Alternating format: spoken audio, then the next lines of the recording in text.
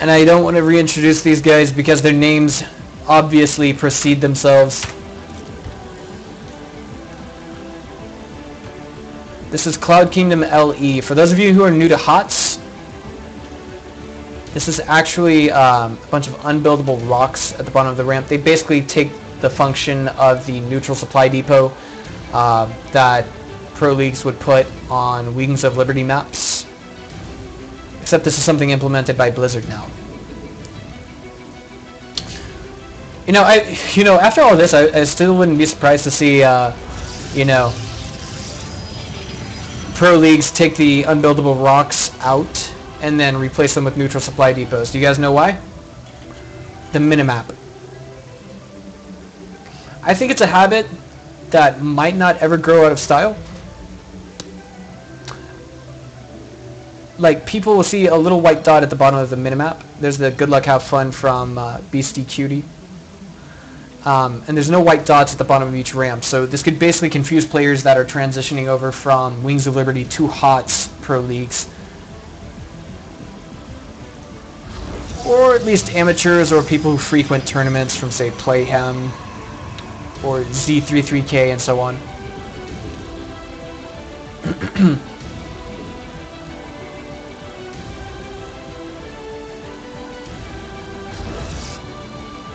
But it's enough about that. It seems like we have the same kind of opener that we have come to expect from Empire BeastyQT now. And this, I want to say, is the dangerous undoing of Macsed opener. What he will do, I think, is basically go into one gate, add some tech into it of some sort. Of course, the Cybernetics Core being one of them. Throw down a Nexus, then come back and throw down his Twilight Council.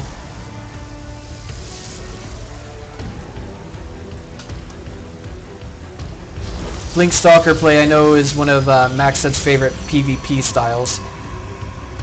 But he also likes to do Stargate openers.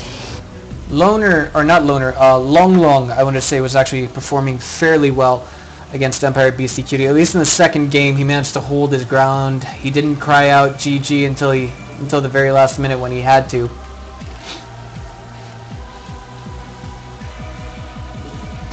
And now Empire BeastyQT getting that unfair scouting information, just a teeny bit unfair. I say unfair because, of course, he's got a full supply depot off. And it looks like we have the first piece of tech deviation. Excuse me, didn't want to do that. Didn't want to do that either. First piece of tech deviation from QT, and that is the Reaper. Just one Reaper. That means back home he's got nothing to defend, but it's alright. He's got SCVs to repair the full wall off. And this Reaper is free to kite this Zealot as much as it wants. The shields are now off. And of course, for those of you who don't know already, the Reaper did lose its buff. It only does 4 damage, basically. Attack speed slightly higher than that of a Marine, but ooh, the Mothership has got to shut that down, if not the Stalker. Oh, no, wait, he gets away. And he does have combat drugs. Interesting.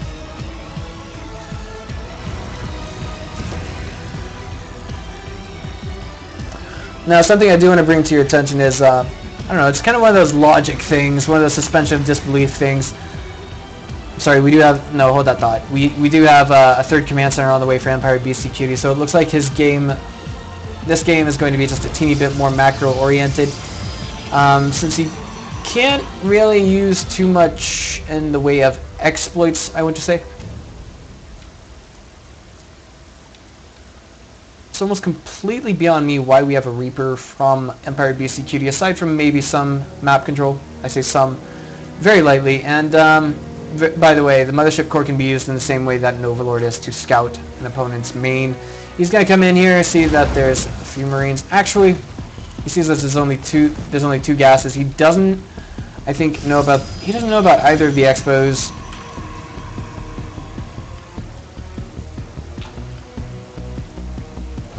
And I think it's a valuable bit of information that he needs to find out. He's kind of hopping his way over here. This will allow him to see the natural from the main. And oh, no. I don't think he saw the most important info. No, he didn't. Oh my god. The economic lead that his opponent's going to have. This, well, I think basically what he can gather now is that his opponent's going for a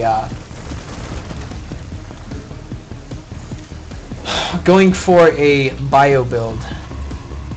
Sorry, I'm losing my train of thought. That happens after casting for about 3 or 4 hours.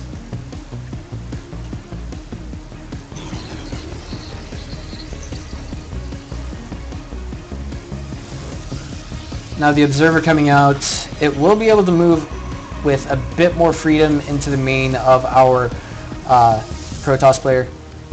I just wanted to remark for just a minute, excuse me, to the main of our Terran player. I just wanted to remark for a minute that this Mothership core has a fairly lengthy sight range, but attack range is only 5. By the way, I do believe we just had that Reaper shut down here.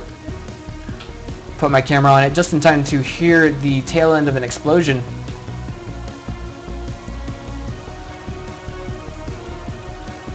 Another Observer out and on the way. Interesting choice. Along with the Robotics Bay for Macsed, so he's going to have the ability to crank out some AoE that's good against Bio. Yeah, he basically picked up on that, and it looks like he's sending in this hallucinated Phoenix to see what's up. He needs to see this. He finally does. And now if we check the macro of each player, we see that Empire BeastyQT is just a teeny bit behind. He can crank it. He can call down mules whenever he wants, whenever he pleases. That'll allow him to catch up, at least in some regard, to the economy of Macsed. But Macsed, seeing that third has elected, third planetary, orbital command, has prompted him to throw down his own third Nexus.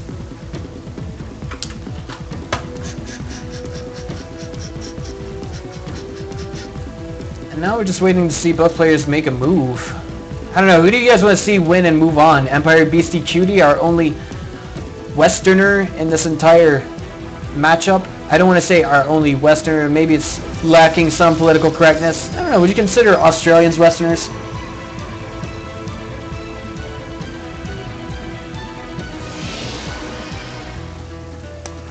Zerg is still macro-oriented, in my opinion. I find myself doing the same openings that I did in Wings of Liberty. I'm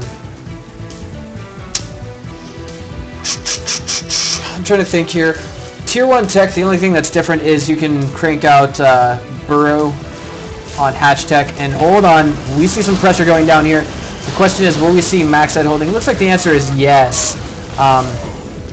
He just threw down some force fields. He's got to be careful, though. You never want to throw your Colossus out here, especially if it's your only one. That would have given Empire BeastyQT an opportunity to come back with those Marines and those 2 Marauders to kind of snipe that Colossus, if you will. It's worth it if there's only a single Colossus out there. Worker count now, 61 to 56, almost no discrepancy, relatively speaking. Income. QT is actually slightly ahead, but that's because of the mules. If he is put in a position where he can't use mules, then that is bound to change. Empty bunker right here. And the 5th and 6th gas being taken as well. Macsed going down here, just making sure there's no 4th. I wonder if maybe that was actually enough vision range to see what's going on. And this is going to be, I want to say, aggressive pressure.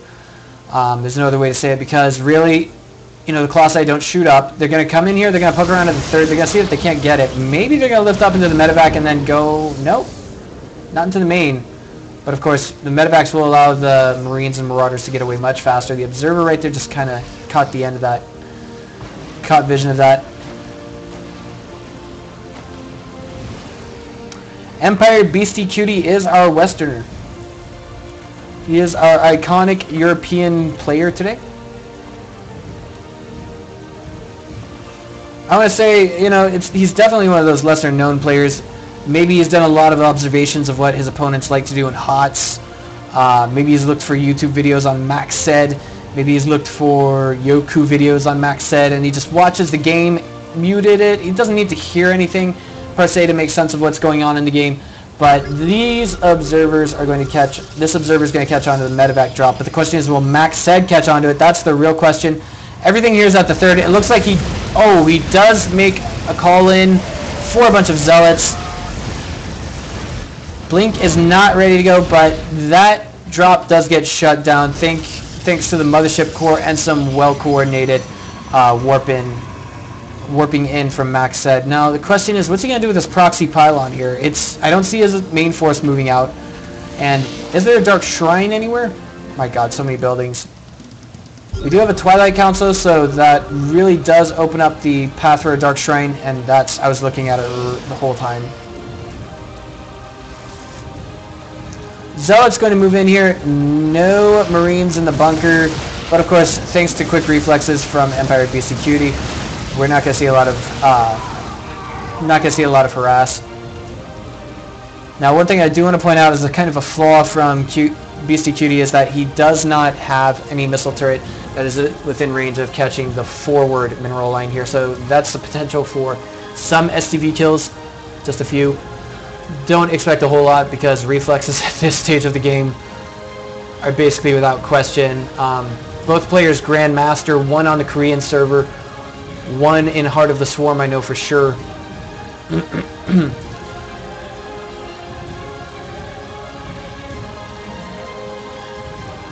It looks like, I'm sorry, I did miss a drop here. 12 workers did fall. Empire BeastyQT picked up on those kills. Double medevac drop went down at another location, it looks like, and it looks as though it was thwarted.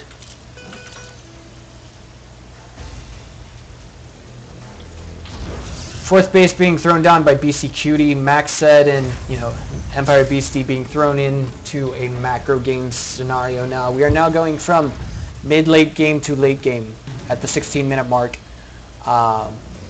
Basically what we can expect from Terran right now is mostly Bioforce, as you can see, being transitioned into maybe, if it makes it to the 22-minute mark, we will see both sides convert to air forces.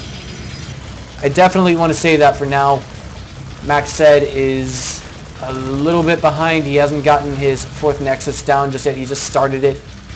It's going to hurt his income, not substantially, but it does add up over the minute. That's one or two more units he could have here and there. Dark Templar moving by, two at a time. Scan going down, so that's one mule we're not going to see from Empire BeastyQT. And he makes a scan here. That could work in favor of him. And ooh, Macsed pulls back just in time to miss a single EMP. There's still enough energy for two more on these ghosts, however. Excellent split by Macsed. Oh my god, these Vikings move straight into the Archon. The AoE is really going to add up. All these Stalkers are getting the kills on those Vikings. And now the Bioforce is absolutely getting mopped by these Colossi. Handful of units pulling back, trying to target down, I think maybe, I don't know what it is, maybe just trying to push back Macsed's force, but here we go, Empire BeastyQT at a huge loss. We need to see Macsed push forward if he wants to win. There it is, GG. Beastie just says, you know what, I don't want to deal with that.